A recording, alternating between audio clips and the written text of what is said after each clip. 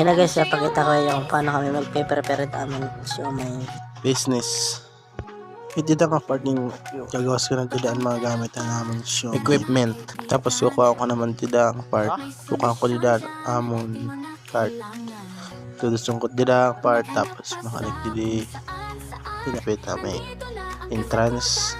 Sigurong ko tidaan kay dida ko iksasakauban na akong mga gamit. Yan na naman hinahinay ko yung pagsakop nga da. Diragin ito tayo got ano yung nga da. Ipaplastar ko ano yung daan food cart. Para madali ko masusunod na ako ng mga gamit. Gamit ang kanan siomay.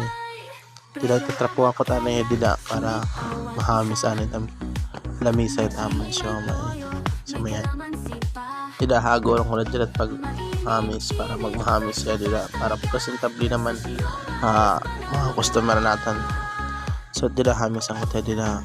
Tapos pag ito magkatamis dila i-spray ang kutanay dila. Pero wala ko naka-spray dilahan. Wala ko kalapit dilahan bidyon pag-spray dila ang lamisa.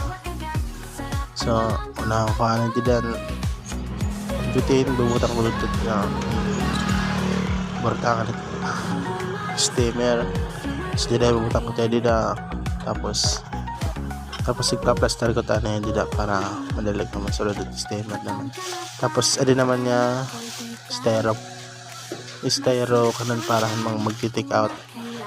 Matay mo dila ang styro ibubutang ko tayo dito tigbaw.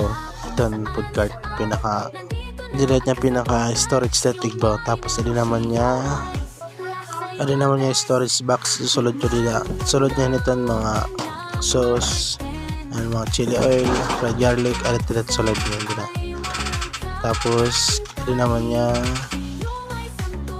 niya sauce na toyo. Tapos ibubutang ko dito sa kub. Para ko lang sa kub dila para pagapot nga ito ko itong twisto gagawas ko lang siya. Tapos ali naman niya itong drinks nga mango drinks kakatata dito kakatata dila. Tapos nadadat niya din bubutang ito dito pinakabortangan niya para kung nagbibiyahe na nga hindi rin mahulog.